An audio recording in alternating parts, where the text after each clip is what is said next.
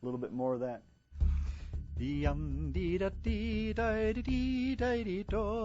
Robert Tincher doesn't mind if you call him a folk singer or a Celtic singer. What he's really doing is interpreting a reservoir of culture. I think of it as songs that have been around for a while and have been handed down. He's an anthropologist who sings traditional Scottish and Irish music. It didn't begin this way for Robert, the 7-year-old. I started out on classical piano at my mother's instigation, and I loved it and I hated it.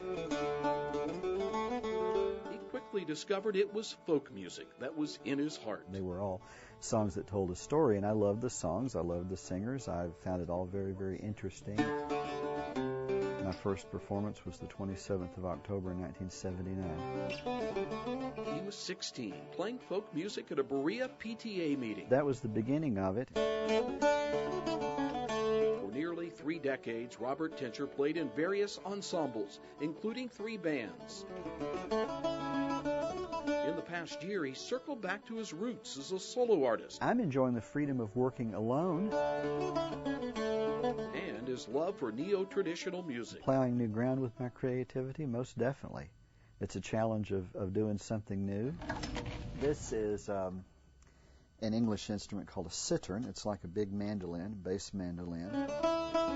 The music he explores is all about the deep drone. This is an Irish bouzouki. This has got a much more dulcimer-like sound to it. It's not a melody accompanied by chords and harmony. It's an older musical idea of a melody accompanied by drones, like what you would hear in a dulcimer, like what you would hear in a bagpipe. The instrument that fascinated me the most was his Irish hand drum. It's called a bodhrán in Irish language, and it's kind of like a big tambourine without the jangly things on the side. Indeed, the drum adds a little rhythm and drive To this early Irish version of frog winter courting. The froggy went round to the mouse's house, follow the red quail. Robert Tincher says his goal as a performer is to entertain and educate. I'm trying to expose them to some beautiful songs that they've never heard before, and I'm trying to enlighten them about the connections between folk music in Scotland and England and Ireland and folk music here in Kentucky.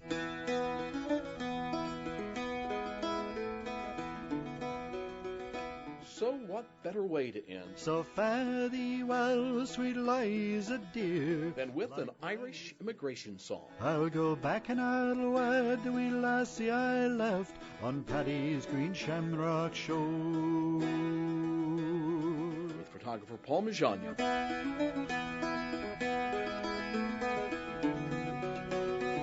I'm Greg Stotelmyer on Kentucky's Backroads.